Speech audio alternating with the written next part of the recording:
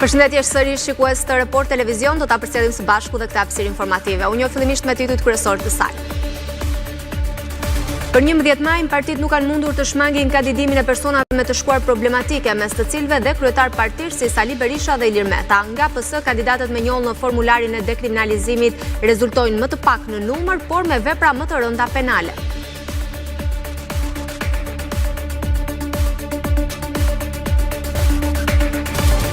Kryeministri Edi Rama ndodhet në Izrael, ku vizitoi qendrën shëndetësore Sheba, e njohur për inovacionin dhe përdorimin e inteligjencës artificiale, me të cilën kemi marrëveshje për asistencë dhe trajnime të mjekëve. Sheba fillimisht do të sjellë në spitalin e onkologjikut eksperiencën e telemjekësisë.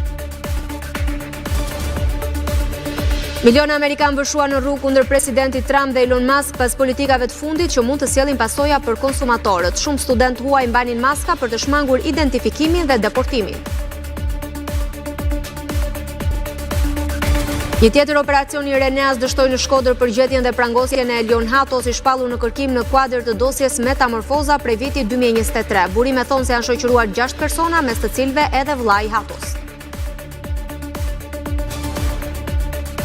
Juristja 24 vjeçare nga Korça, Erisa Kalapo, e ka kthyer pasionin e saj për qirin dekorativ në biznes, duke përdorur rrjetet sociale. Në pjesën e parë të ditës ajo punon si asistente avokate dhe pas ditëve i përkushtohet pasionit fitimprurës.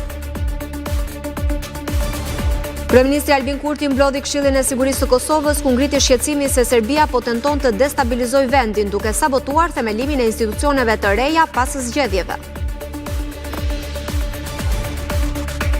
Dimri po tregohet kokfort këtë pranverë, duke na rikthyer edhe një herë rreshjet e dborës në zonat e larta malore. Kuksi, Tropoja dhe Hasi u veshën me velin e bardhë, duke shënuar dhe temperatura të ulta.